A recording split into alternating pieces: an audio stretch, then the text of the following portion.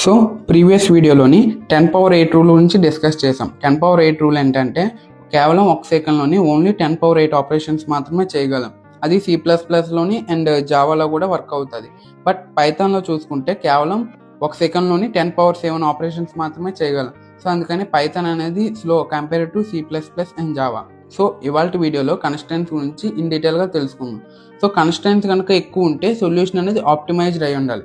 ఒకవేళ కన్స్ట్రెంట్స్ కనుక తక్కువ ఉంటే సొల్యూషన్ అనేది బ్రూట్ ఫోర్స్ అవ్వాలి. Suppose n value less than 10 తీసుకుంటే మన సొల్యూషన్ అనేది O ఆఫ్ n ఫ్యాక్టోరియల్లో కానీ O ఆఫ్ 2 పవర్ nలో కానీ ఫైండ్ అవుట్ చేయొచ్చు. Suppose n value less than 20 తీసుకుంటే సొల్యూషన్ అనేది O ఆఫ్ 2 పవర్ nలో సాల్వ్ చేయొచ్చు. సో ఎక్కడ వాడతామంటే బిట్ మాస్కింగ్ అనేసి ఇట్లాంటి కేసెస్లో వాడతాం. సో ఈ 2 కేసెస్ అనేవి మ్యాక్సిమం హార్డ్ లెవెల్ ప్రాబ్లమ్స్లోనే వాడతాం. ఒకవేళ సపోజ్ n వాల్యూ అనేది 500 కన్నా తక్కువ ఉంటే సొల్యూషన్ అనేది బ్రూట్ ఫోర్స్లో రాయొచ్చు, అంటే n³ రాయొచ్చు. సో n³ అంటే 3 ఫర్ లూప్స్లోని సొల్యూషన్ అనేది ఫైండ్ అవుట్ చేయొచ్చు.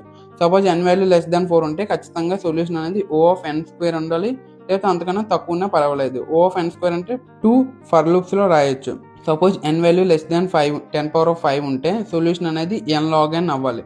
n log n అంటే లీనియర్ సర్చ్, బైనరీ సర్చ్ కాంబినేషన్లో రాయొచ్చు, లేదా మెర్జ్ షార్ట్, క్విక్ షార్ట్ ఇట్లా రాయొచ్చు. Suppose n value less than 10 power 6 ఉంటే సొల్యూషన్ అనేది ఖచ్చితంగా O ఆఫ్ n అయి ఉండాలి. ఒకవేళ n వాల్యూ అనేది 10 పవర్ 9 కన్నా తక్కువ ఉంటే సొల్యూషన్ అనేది ఖచ్చితంగా O ఆఫ్ log nలో ఉండాలి. సో కన్స్టెంట్స్ గురించి మీకు అర్థమైతే మీ ఫ్రెండ్స్కి కూడా షేర్ చేయండి అండ్ అకౌంట్ని ఫాలో చేయండి.